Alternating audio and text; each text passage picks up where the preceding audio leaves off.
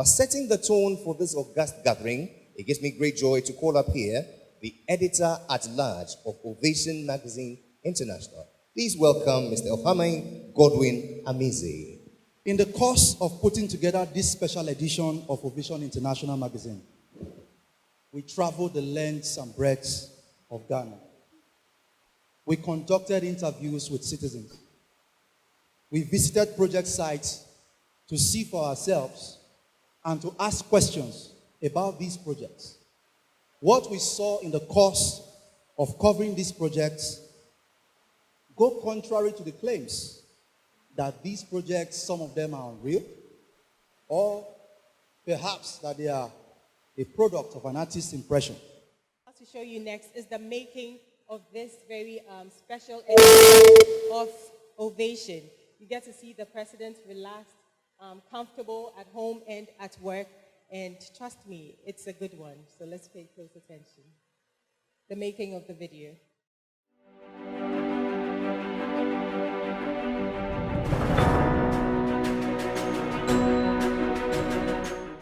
Take a walk, and then tomorrow we do the office at the main office. Inside the house, this is the only thing. We have here, we have the, it's supposed to be a dining room, but we use it as a conference room. Yeah, then we have the small living room. That's more like a photo gallery, and that's where. That's the kind of thing that we are more interested in. Come on, take a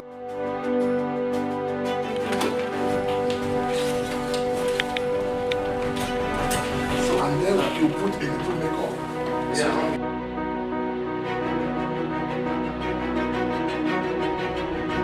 No foundation, just light, yeah. That's it.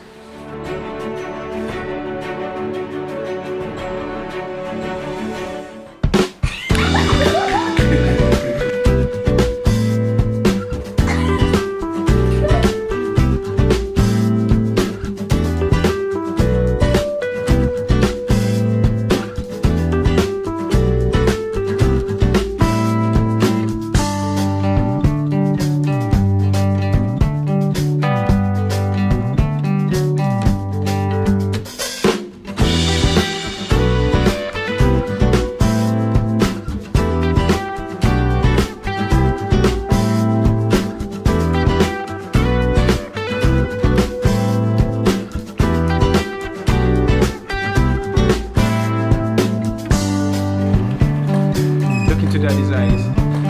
Yeah, that is a nice moment. Nice.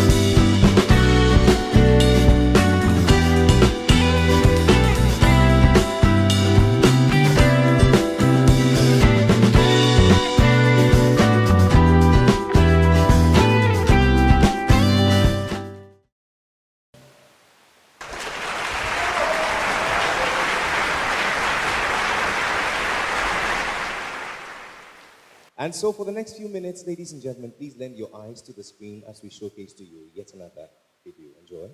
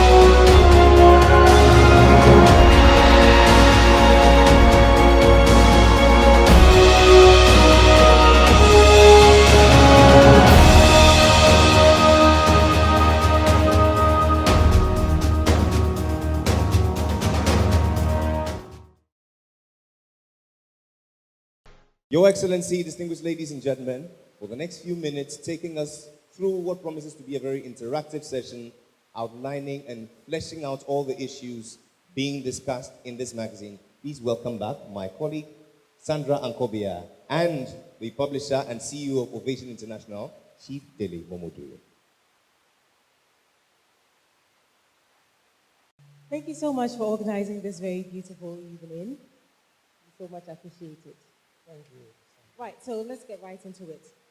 Why Ghana? Why did you decide to do a special on Ghana for the magazine? I remember that one of the biggest stories we first did about Ghana was an interview with President John Kufuor. I met him at the home of Alhaji Asoma Banda, and I was very impressed. He was very eloquent. He had his vision well cut out. And then, of course, we did a massive one with President Jerry John Rawlings, spanning 18 hours. We have never done any interview like that. Right. So of all the works that you saw, which impressed you the most? I think I will not pick a particular work. I will pick the visionary leader. You see, for you to build a house, you need a good architect.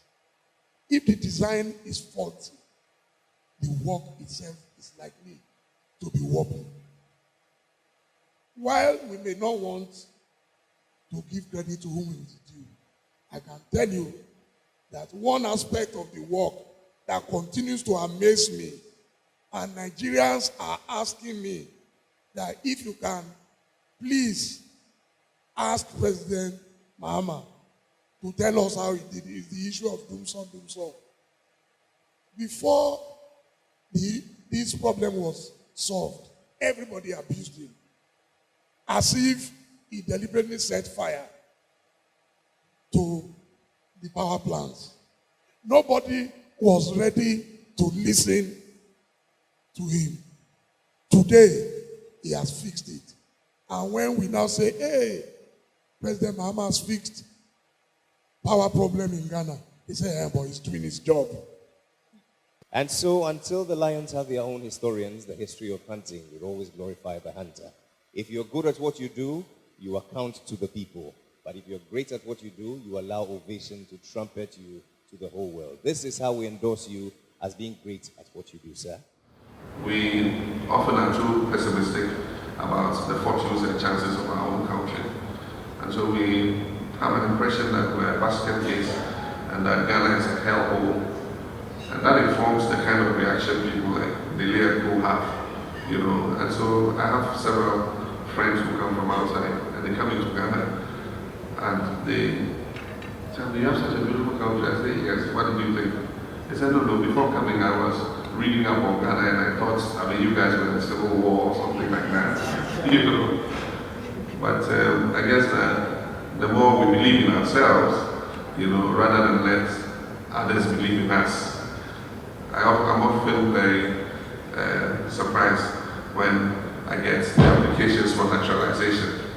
And I look at it, I see Americans, I see Britons, I see who and who, you know, Lebanese, and, you know, people from all over the world.